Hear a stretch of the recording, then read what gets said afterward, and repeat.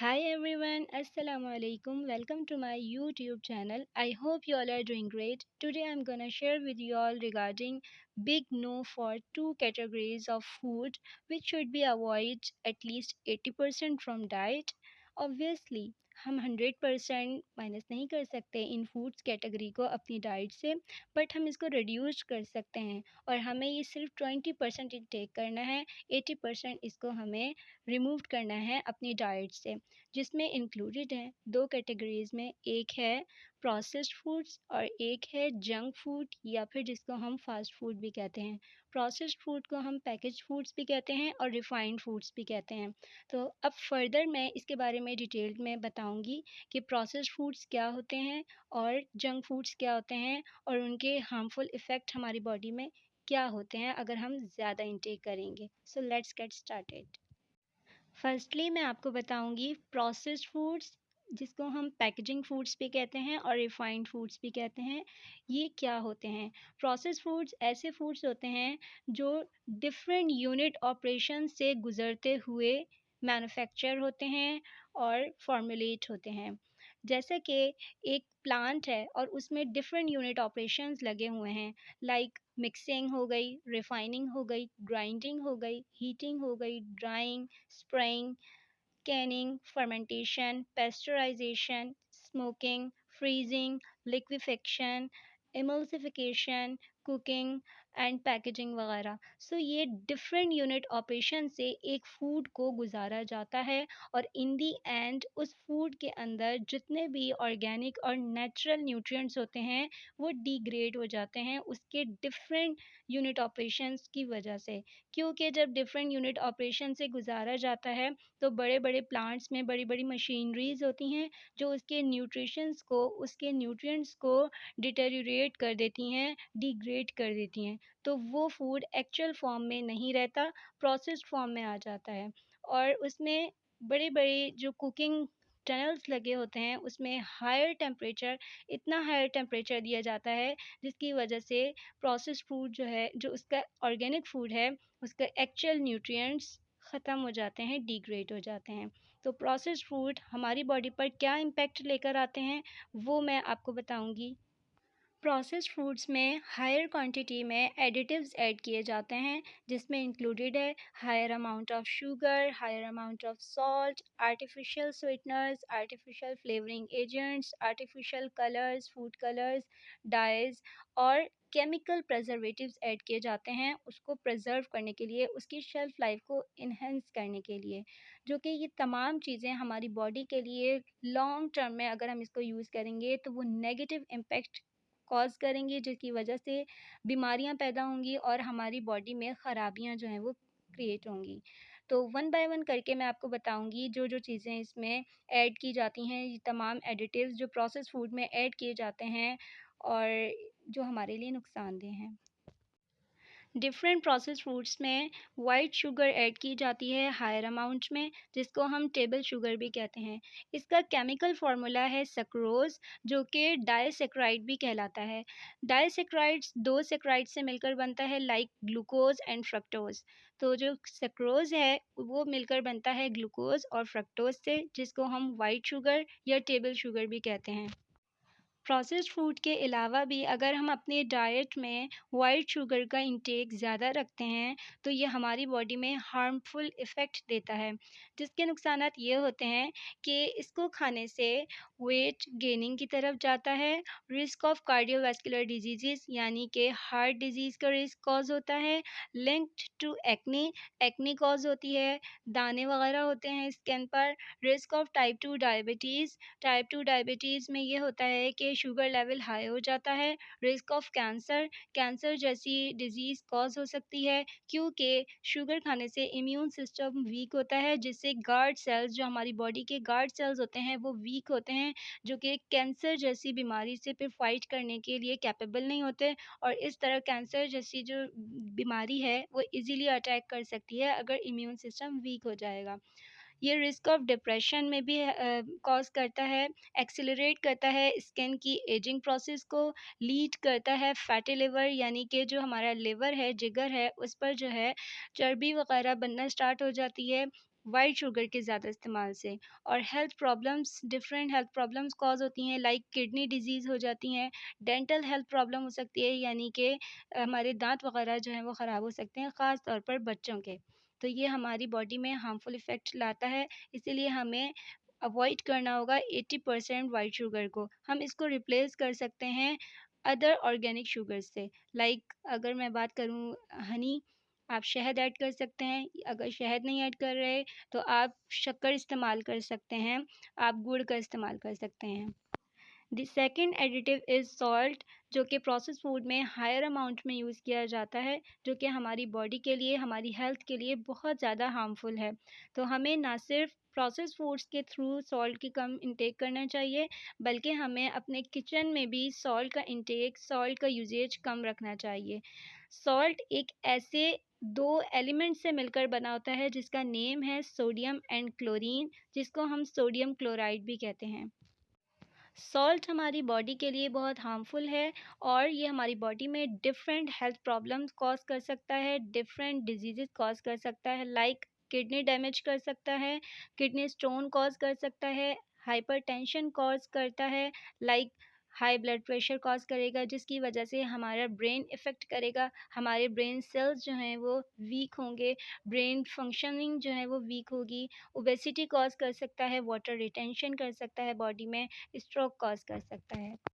The third additive is artificial sweeteners, जिसको हम sugar substitute भी कहते हैं। पैकेजिंग फूड्स या फिर प्रोसेस फूड्स में इनकी एडिशन की जाती है, और जब हम प्रोसेस फूड या पैकेजिंग फूड्स को लॉन्ग टर्म में यूज़ करते हैं तो ये आर्टिफिशियल स्वीटनर्स हमारी बॉडी में स्टोर्ड होना शुरू हो जाते हैं, और लॉन्ग टर्म के बाद हमारी बॉडी में इसका नेगेटिव इम्पैक्ट आना स्टार्ट हो जाता है। आर्टिफिशियल स्वीटनर की स्टोरेज की वजह से, जो कि हम प्रोसेस फूड के थ्रू यूज़ कर रहे होते हैं, लॉन्ग टर्म में हम यूज़ कर रहे होते हैं प्रोसेस फूड्स, तो उसके नेगेटिव इम्पैक्ट ये होते हैं कि ये हमारी बॉडी में न्यूरोलॉजिकल प्रॉब्लम्स कॉज करते हैं, क्योंकि ये एक टॉक्सिक इंग्रेडिएंट है, कार्सिनोजेनिक कंपाउंड है। ये कार्सिनोजेनिक कंपाउंड्स वो होते हैं जो कैंसर कॉजिंग कंपाउंड्स होते हैं। ये ओबेसिटी भी कॉज कर सकते हैं। इसका ज़्यादा इस्तेमाल का मतलब ये है कि जब हम प्रोसेस फूड ज़्यादा इस्तेमाल करेंगे, डेली बेसिस पे इस्तेमाल करेंगे, तो आर्टिफिशियल स्वीटनर जो उसके अंदर डाले हुए हैं, ऐड किए हुए हैं, वो हमारी बॉडी में स्टोर्ड हो रहे हैं। जिसकी वजह से ये होता है कि हमारे मूड स्विंग्स, हमारे सर में दर्द रहना, डिज़ीनेस कॉज़ होना यानी सर का चकराना और सर में हर वक़्त दर्द रहना, इसकी वजह ये भी होती है कि हम प्रोसेस फूड्स का अपनी लाइफ़ में, अपनी डाइट में ज़्यादा इस्तेमाल कर रहे होते हैं, जिसमें ऐसे टॉक्सिक इंग्रेडिएंट्स ऐड होते हैं जिसकी वजह से हमारे सर का दर्द, हमारे मूड स्विंग चेंज हो रहे होते हैं, हमारा इम्यून सिस्टम वीक हो जाता है, हमारी डिप्रेशन कॉज होती है, गैस्ट्रो इंटेस्टाइनल डिस्ट्रेस हो जाता है। गैस्ट्रो इंटेस्टाइनल डिस्ट्रेस ये है कि हमारा जो गैस्ट्रो इंटेस्टाइन है वो अपसेट हो जाएगा, उसकी हेल्थ जो है वो अनहेल्दी फॉर्म में कन्वर्ट हो जाएगी। The fourth additive is artificial food colours, जिसको हम सिंथेटिक फूड कलर्स भी कहते हैं या फिर फूड डाइज भी कहते हैं। ये एक ऐसे टॉक्सिक इंग्रेडिएंट्स हैं, एक ऐसे कार्सिनोजेनिक कंपाउंड्स हैं जो प्रोसेस फूड के थ्रू हमारी बॉडी में लॉन्ग टर्म तक स्टोर्ड हो रहे होते हैं, जैसे कि आर्टिफिशियल स्वीटनर्स स्टोर्ड हो रहे थे। लॉन्ग टर्म तक इसके इस्तेमाल करने से हमारी बॉडी में कार्सिनोजेनिक कंपाउंड होने की वजह से कैंसर कॉजिंग एलिमेंट बनना शुरू हो जाते हैं, जिसकी वजह से हमारी बॉडी पर हार्मफुल नेगेटिव इफ़ेक्ट आना स्टार्ट हो जाता है। आर्टिफिशियल फूड कलर्स ज़्यादातर यूज़ किया जाता है कॉन्फेक्शनरी आइटम्स में, लाइक कैंडीज़, जेलीज़, बंटीज़, चॉकलेट्स वगैरह में, जो कि बच्चों को अट्रैक्ट करती हैं। तो इसीलिए हमें अपने बच्चों को कॉन्फेक्शनरी आइटम से अवॉइड करना होगा, क्योंकि बच्चे कलर्स को देखकर ज़्यादा अट्रैक्ट होते हैं और वो उन चीज़ों को बाय करते हैं, और आप लोग भी उनको दिलाते हैं, जिसकी वजह से उनके अंदर, बच्चों के अंदर बचपन से ही कार्सिनोजेनिक कंपाउंड्स यानी टॉक्सिक कंपाउंड्स स्टोर्ड होना स्टार्ट हो जाता है। तो ये बच्चों के लिए सबसे ज़्यादा हार्मफुल इफ़ेक्ट कॉज़ करता है। इसीलिए हमें बच्चों को आर्टिफ़िशियल फूड कलर से अवॉइड करवाना होगा, उनकी जो कॉन्फेक्शनरी आइटम्स हैं उससे अवॉइड करवाना होगा। जब हम लॉन्ग टर्म तक आर्टिफिशियल फूड कलर्स को, सिंथेटिक फूड कलर्स को फूड के थ्रू इनटेक कर रहे होते हैं, तो उससे हमारा लिवर डैमेज हो सकता है। Behavioural issues in children, children के अंदर जो चिड़चिड़ापन होता है, उनकी जो हाइपर एक्टिविटी बिहेवियर होता है, वो कॉज हो सकता है। न्यूट्रिएंट्स डिस्ट्रॉय करते हैं ये फूड कलर्स फूड में, क्योंकि ये केमिकल कंपोजिशन इसकी इस तरह की होती है कि फूड में जो भी न्यूट्रिएंट्स होंगे उसको डिस्ट्रॉय कर देगा। स्किन इरिटेशन कॉज कर सकते हैं ये फूड कलर्स, एक्जिमा कॉज कर सकते हैं, स्किन रैशेस हो सकती हैं, इंटेस्टाइनल अपसेट हो सकता है, जो हमारा इंटेस्टीन है वो अपसेट हो सकता है, ब्रीथिंग प्रॉब्लम हो सकती है। रिसर्च से पता चला है कि अगर हम फूड कलर जो रेड कलर होता है उसका ज़्यादा इस्तेमाल करते हैं, तो वो हमारी बॉडी में थायरॉइड ट्यूमर कॉज कर सकता है, क्योंकि एक रिसर्च की गई है जिसमें एक चूहे के ऊपर ये रिसर्च की, एक टेस्ट किया कि रेड फूड कलर को उस माइस में ऐड किया गया, इंजेक्ट किया गया, जिससे ये कॉज हुआ, पता चला कि उस माइस के अंदर थायरॉइड ट्यूमर डेवलप होना स्टार्ट हो गया, कैंसर कॉज होना स्टार्ट हो गया due to the red food colour. तो हमें फूड कलर को अवॉइड करना होगा, ज़्यादा से ज़्यादा फूड प्रोसेस जो फूड हैं उनको अवॉइड करना होगा, स्पेशली कॉन्फेक्शनरी आइटम्स, और स्पेशली बच्चों में कॉन्फेक्शनरी आइटम्स पर बैन लगाना होगा, लाइक बंटीज, जेलीज और चॉकलेट्स वगैरह। The fifth additive is artificial food flavor. Artificial food flavours को ऐड किया जाता है स्पेशली उन जूसेस में जो पैकेट जूस होते हैं, और इनकी एडिशन फ्लेवर्स को इन्हांस करने के लिए ऐड की जाती हैं। जैसा कि यहाँ पर मेंशन किया गया है कि लेमन फ्लेवर है, पीच फ्लेवर है, आलमंड फ्लेवर है, कॉर्न फ्लेवर है। सो ये डिफरेंट फ्लेवर्स हैं जो डिफरेंट फूड प्रोडक्ट्स में, डिफरेंट फूड कमोडिटीज़ में ऐड किए जाते हैं उसके फ्लेवर्स को इन्हेंस करने के लिए। जिस तरह आर्टिफिशियल फूड कलर्स और आर्टिफिशियल स्वीटनर्स हमारी बॉडी में स्टोर्ड होते हैं और हार्मफुल इफ़ेक्ट कॉज करते हैं हमारी बॉडी में जाकर, सिमिलरली आर्टिफिशियल फूड फ्लेवर्स का भी वही काम है कि वो हमारी बॉडी में स्टोर्ड होंगे अगर हम प्रोसेस फूड लॉन्ग टर्म तक यूज़ कर रहे हैं, और वो हमारी बॉडी में हार्मफुल इफ़ेक्ट कॉज करेंगे, लाइक हाईजैक कर देगा ये ब्रेन को। आर्टिफिशियल फूड फ्लेवर हाईजैक कर देता है हमारे ब्रेन को, यानी हमारे ब्रेन फंक्शनिंग प्रॉपर फंक्शन नहीं कर रहा होता, इंक्रीज़ करता है हमारी एक्स्ट्रा क्रेविंग्स को। लाइक एग्जाम्पल अगर मैं दूँ, अगर हम कोई जूस लेते हैं, पीच फ्लेवर का जूस पीते हैं जो बाहर का पैकेज फूड जूस होता है, तो जब हम उसको पीते हैं तो उसको पीने के बाद हमारा और दिल चाहता है कि वो जूस हम और पिएं। क्यों हमारा दिल चाहता है? क्योंकि उसमें ऐसा फ्लेवर डाला होता है जिसकी वजह से हमारी क्रेविंग्स और बढ़ जाती है, और जब हम उस जूस को और ज़्यादा पिएँगे और ज़्यादा इंटेक करेंगे, डेली बेसिस पे इंटेक करेंगे, तो वो ये होगा कि वो हमारे अंदर एक्स्ट्रा शुगर जमा होना स्टार्ट हो जाएगी, उसके हार्मफुल इफ़ेक्ट आना शुरू हो जाएँगे। तो आर्टिफ़िशियल फूड फ्लेवर्स जो हैं वो हमारी क्रेविंग्स को इंक्रीज़ करते हैं, और ये हमारी पैलेटेबिलिटी को इंक्रीज़ करता है, चेंज कर देता है। हमारे जो टेस्ट रिसेप्टर्स होते हैं उनको डैमेज कर देता है, जिसकी वजह से ये होता है कि अगर हमें, मैं एग्ज़ाम्पल दूँ पेप्सी या कोक की, हम पेप्सी या कोक के अलावा कोई और ड्रिंक पीना पसंद नहीं करते, क्योंकि पेप्सी और कोक के अंदर जो फूड फ्लेवर्स डाले गए हैं, जो आर्टिफिशियल फ्लेवर्स डाले गए हैं, उन्होंने हमारे टेस्ट रिसेप्टर्स को डैमेज कर दिया है, जो कि एक्सेप्ट ही नहीं कर रहा कि हम ऑर्गेनिक चीज़ों को, ऑर्गेनिक जूस को इंटेक कर सकें। तो हमें ज़्यादा पसंद होता है कि हम कोक या फिर पेप्सी पिएँ।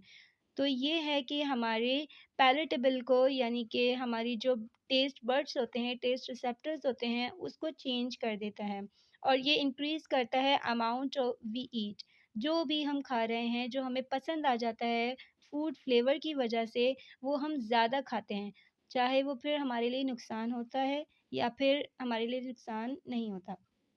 न्यूट्रिएंट डिफ़िशियंसी है ये, यानी फूड फ्लेवर्स जो हैं वो हमारे अंदर न्यूट्रिएंट्स की कमी करना स्टार्ट कर देते हैं, न्यूट्रिएंट्स की डिफ़िशियंसी स्टार्ट कर देते हैं।